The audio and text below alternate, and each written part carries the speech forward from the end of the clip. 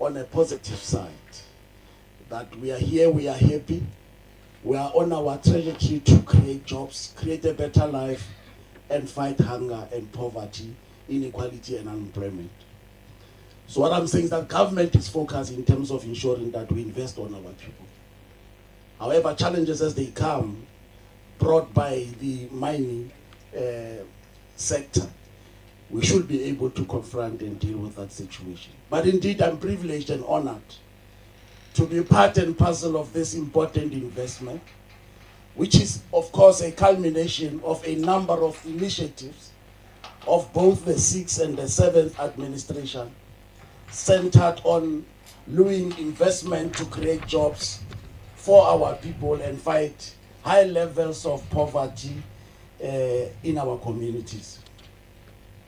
The opening of this shaft comes, or this plant comes at the backdrop of the recent quarterly labor force survey, which indicates that despite the creation of our 69,000 jobs in the province, we still have the largest unemployment rate in the country, hovering around 51%.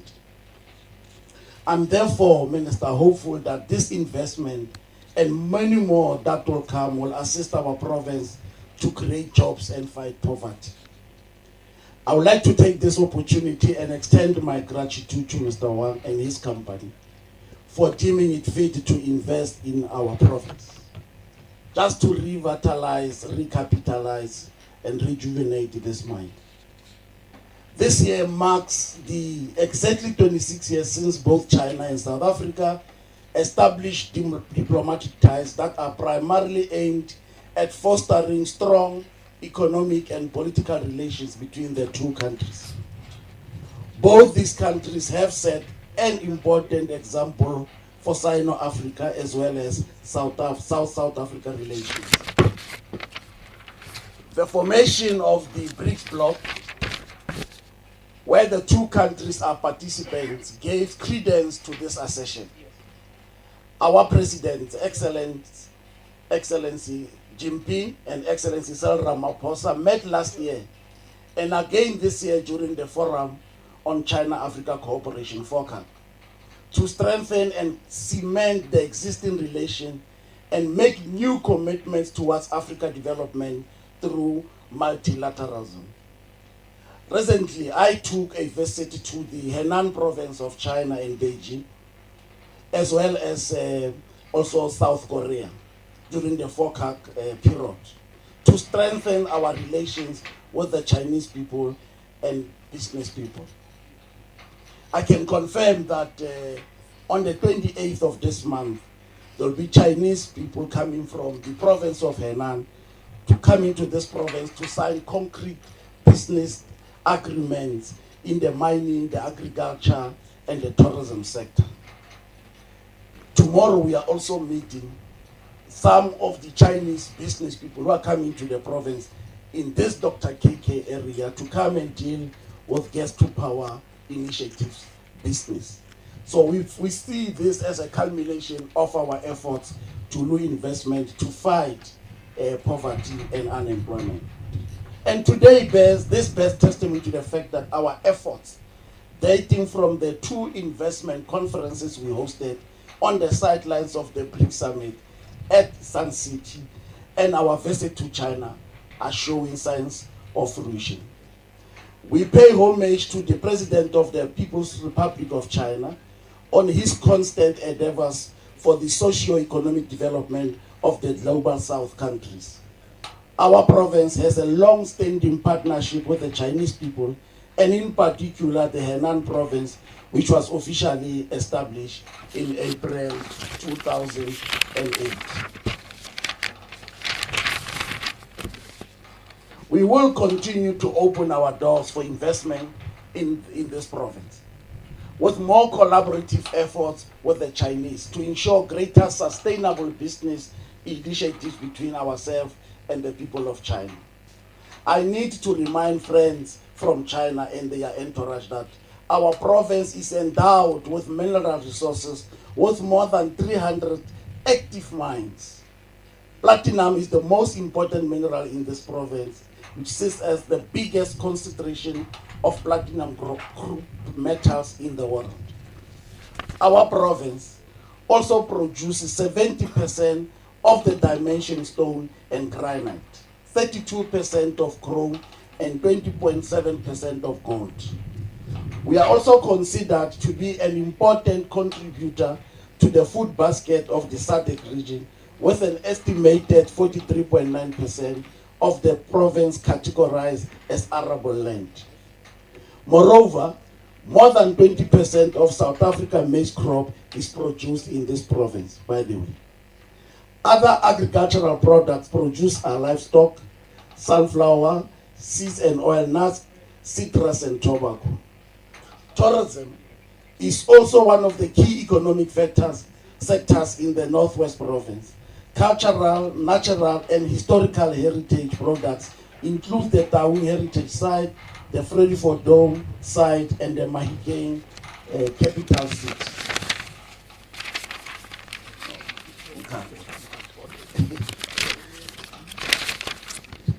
Natural and wildlife attractions include the 14 nature reserves such as Magikwe Game Reserve and the Pilanesberg National Park, which hosts to the Big Five. Other key attractions include the Sun City Entertainment Complex and the Hartebeesport Dam, which offers adventure, tourism and opportunities. There are several investment opportunities that have been identified in agriculture, tourism and construction, both prospects to gather over 40 million in investment for the next 5 years. The Northwest Province is open for partnership in all the aforementioned economic drivers, and we want to reassure you that we will create conditions that are lucrative for your business. I want to mention 3 to 4 important parts as I descend the stage. We are going to emphasize what is called localization. Now, of importance is that we would like to see a value chain that emphasizes localization. Now, employment of local people will mean the Northwest people and the people of the communities around this area. It's a non-negotiable fact because we believe that these are part of a distressed town which have what is called a post-mining effect. And therefore we believe that as we come here and resuscitate this area, let's concentrate on local people and localization. Our social labor plans must have what is called impactful development, not small things that we don't believe that they change the lives of our people. Impact program that also have a developmental agenda. We believe that it's also important that safety and compliance should be at the center of all what we are doing. So our health and safety issues should also be respected. But we also want to encourage what is called artisanal mining. As we are in this area, with the challenge that we had in Stelfontein, we believe that artisanal mining is the way to go. But lastly, it's important that as we are in this area and we are doing, like you said, you are smelling money, you must also ensure that you smell employment. But lastly, the most important is the post-mining economy. Post-mining economy. Therefore, it means we need, as we are dealing with these mining activities, what is going to happen after these metals and whatever is gone, so that our people in this area continue to live. And we believe that this is a positive step in our distress mining, Stelfontein, Klerksdorp, Orkney, and so forth. But we wish you all the best.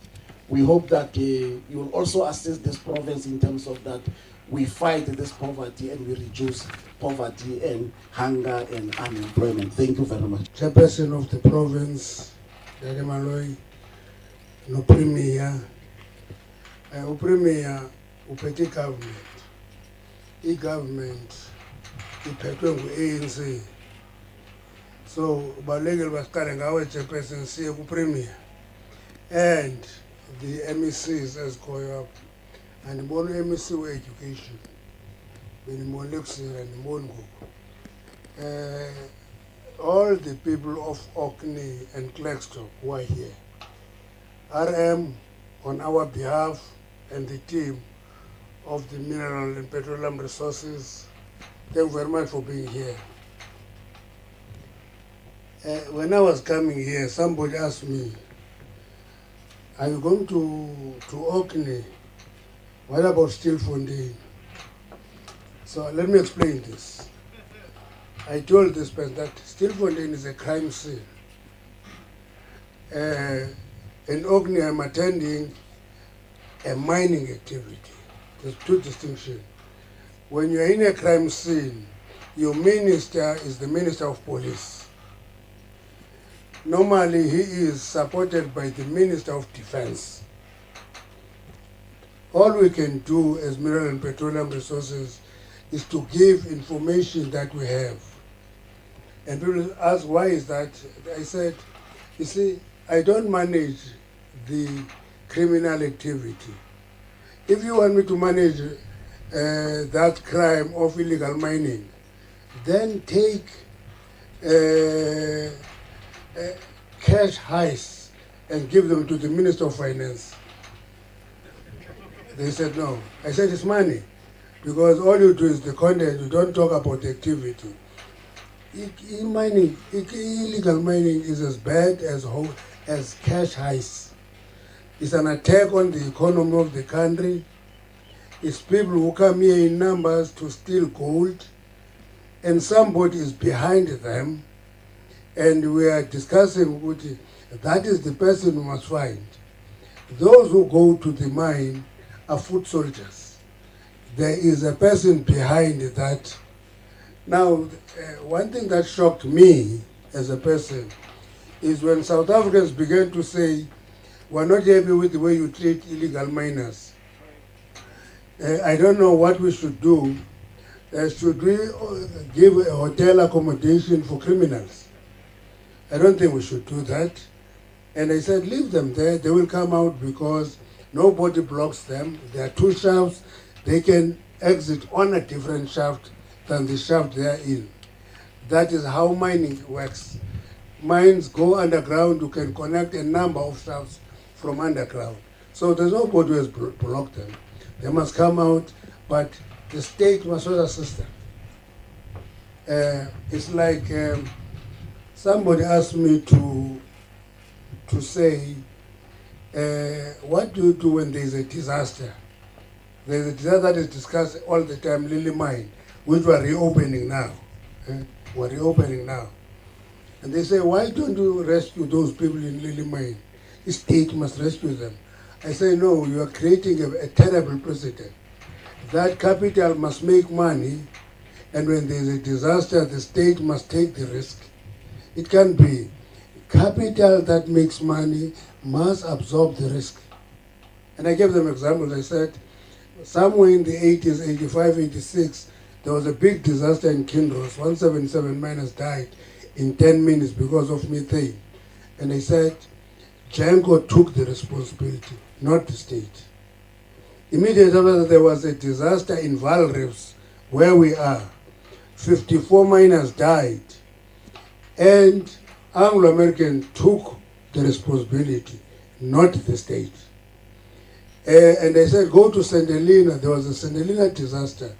52 miners died. Janko again took the responsibility, not the state. So when there are disasters, people who make money must actually foot the operation of getting there. That's why we've given a Section 11 to Vantage Mine of Australia to reopen that mine, open a decline shaft, go to that box and take those bodies out. Because they are responsible for the disaster, they must rescue those bodies, take them out. So I'm giving you a framework that we relate with mining companies that way. So when you come here, CAMP, yeah, Am I right? Or is this CAPM? CAPM. When you come here, you will all find that we open our hands, we open our arms, we welcome you. Actually, we want you to make money. Okay? Because some come to my office and say, please allow this project to go ahead because we want to create employment. I said, no, no, no. Are you running an EPWP? You want to create employment, is it an EPWP? I said, no, if it's a company, you want to make money. In the process of making money, you employ people. Not the other way around. Not the other way around. That's why if your operation requires 200 people, you are not going to employ 1,000 people. You are going to employ 200 people. When it grows, it requires 600. You will employ 600. But it is assessment of the value out of the operation that determines the number of people employed. Workers are very important. I see NUM members here.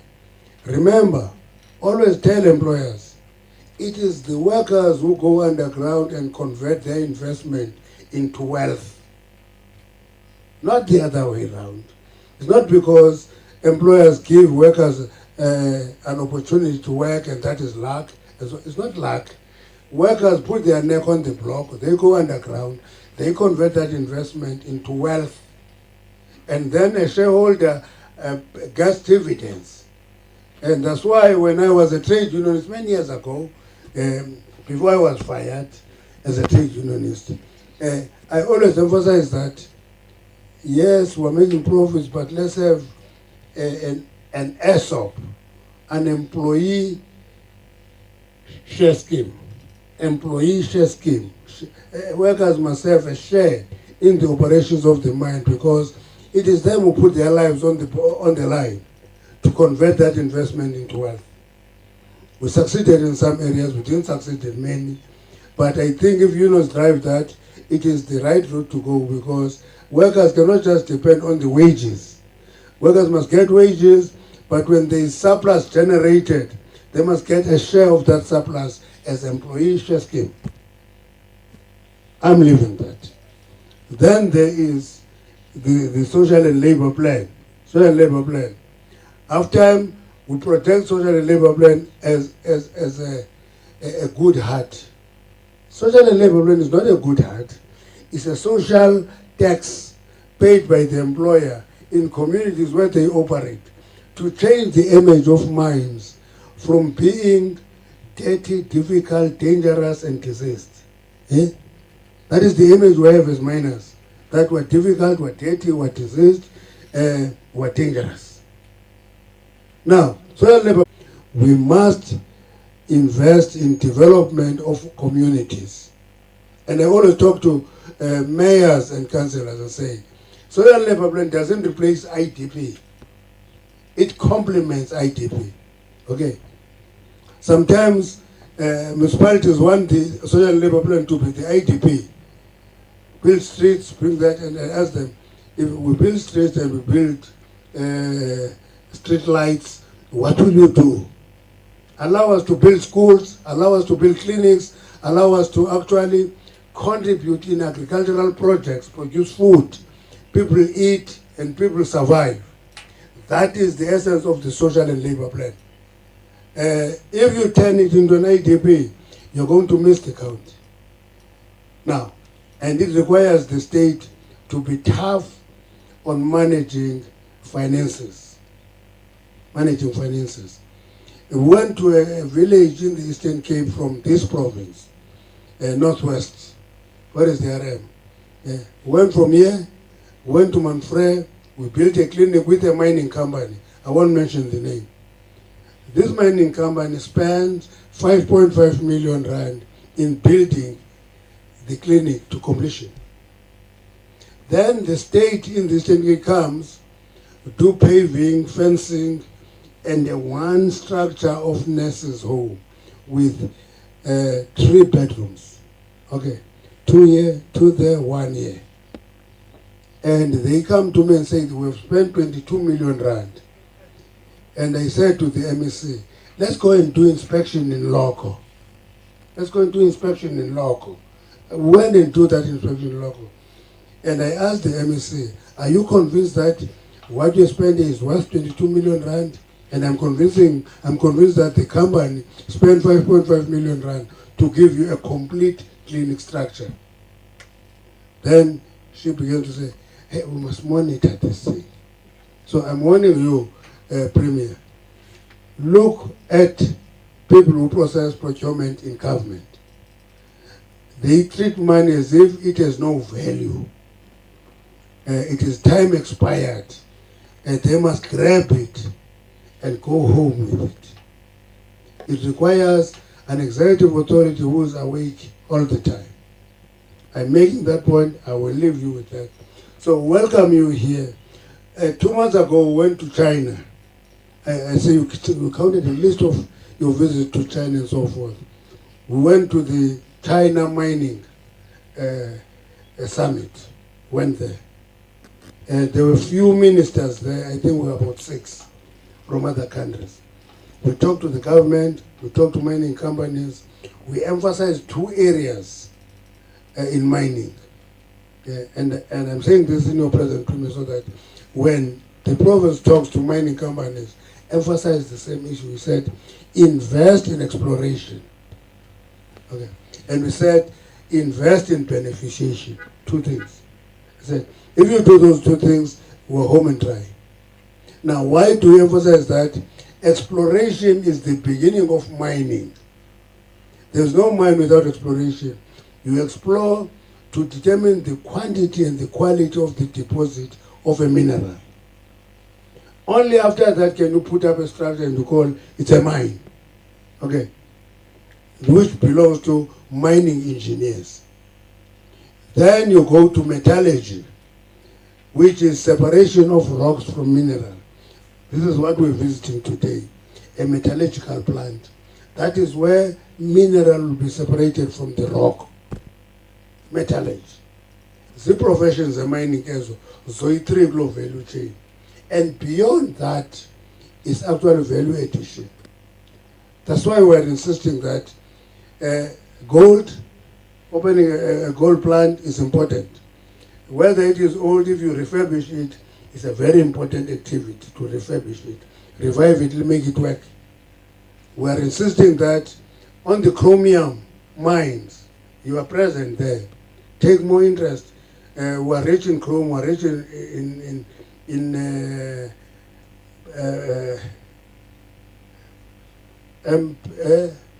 what is it called? PGMs. We are rich in PGMs. We are leading. Together with Zimbabwe and Russia, we are producing more than 90% of the world PGMs. Ourselves, Zimbabwe, Russia. We produce more than 90% of world PGMs. Take an interest in that. It's a space that we're open to. Okay? We're rich in chromium. We're rich in chromium. Chromium, we're a leading producer of chromium in the world. We're leading in manganese in the Northern Cape. I'm saying this when there are investors everywhere. Do look for opportunities there. Okay? Go to vanadium. We are leading in vanadium. Okay? So, if you look into those, and you also look into minerals, that will determine the future of the economy, the green economy. And there will be no green economy without mining. Okay? I know that the Premier believes that there will be energy from sun and from the wind. See? I believe in it half. I believe in it half. It's called renewables. And I always emphasize, you can't have a working model of renewables if you don't have a baseload technology to anchor the renewables. That's my argument. And that's why when we talk about critical minerals, many don't count. We count all of them. And in the top 18 minerals we're counting, there is coal. And in the top 18 minerals we're counting, there is uranium. Because that's where nuclear is going to be fed from uranium. And we have uranium deposits Up to now, we're producing uranium as a byproduct of gold mining. Byproduct, uranium, all the time. That's why there's a processing plant in Sibacom called NAFCO. NAFCO enriches uranium up to yellow cake level. That's our capability. We can go beyond that. America resists that. Thank you very much. Lastly, we're here. We're friendly to investors. We must help them. I always talk to regional managers. Our job is not to make things difficult. Our job is to facilitate investment. Okay? When we're discussing the question of beneficiation, one minister, I won't tell you which one, said we must force beneficiation and we must impose export tax. We corrected him. We said export tax is a blunt tool. Okay? Export tax is a blunt tool. For beneficiation to happen, we need incentives. And then they ask, what are these incentives? They say, one, you can give a tax holiday for a period for people to establish beneficiation plans. You can also impose a commodity price link electricity tariff. When that commodity earns high amount, you increase the price of electricity. When it goes down, because prices of commodity by nature are cyclical. Okay. When they're down, you pay less. When they're up, you pay more. Over time, they cancel each other. And said, export tax will be the ultimate last option, which is not attractive. It reduces export volumes and therefore hurt our economy. So, I want to stop there and say, thank you for revitalizing this plant. I wish to meet you everywhere else, investing in exploration, in beneficiation. And because if you do those two, you will not miss the stage of mining.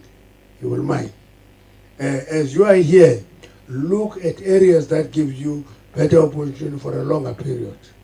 This area, Valrips, used to have 11 shafts. This one, called Valrips, used to have 11 shafts. Next to it was Hartebeesport, what it was, Hartebeesport mining. And there was Buffelsfontein. That is how rich this area was. So when you deal with communities here, you are not putting your views in a blank slate. You are putting your views in a community that has been dealing with mining for many, many years. One day I will tell a story about Anglo. Listen, big story about Anglo. No. Anglo was the biggest gold mining company in this country for a long time. Today they don't have a single operation in South Africa. And I always point people to the Free State goldfields. They invested in the Free State goldfields 2 years after the Nationalist Party took power. Nationalist Party took power in 1948. In 1950, Anglo-Americans started Free State goldfields. 2 years after the ANC took power, Anglo-Americans pulled out of the Free State goldfields. They pulled out of the Free State in 1996, exactly 2 years after the ANC took power. So there's a story behind that. And that Anglo pulled out of here, Valrips, and they have done many, many things. There is a day for that. I will explain the role of Anglo-American in destroying mining here in South Africa. Anglo gold is not here. It is everywhere in Africa, but not here. There is a story behind that. We'll tell you one day. Thank you very much. We are welcoming you. We're excited about this plant. It must be operational. You must get gold and gold and gold here. South African mining has always been known as a gold mining industry. That gold is in decline. Many writers say mining is in decline. And we say, no. Actual Mintek has produced a book that says the state of mining in South Africa. Please access to that study because it tells you we're declining in gold. We've been mining it for 140 years. We're declining in diamonds. We're mining it for 160 years. But we are growing in PGMs, we are growing in chrome, we are growing in vanadium, we are growing in ferroalloys, we are growing in coal. So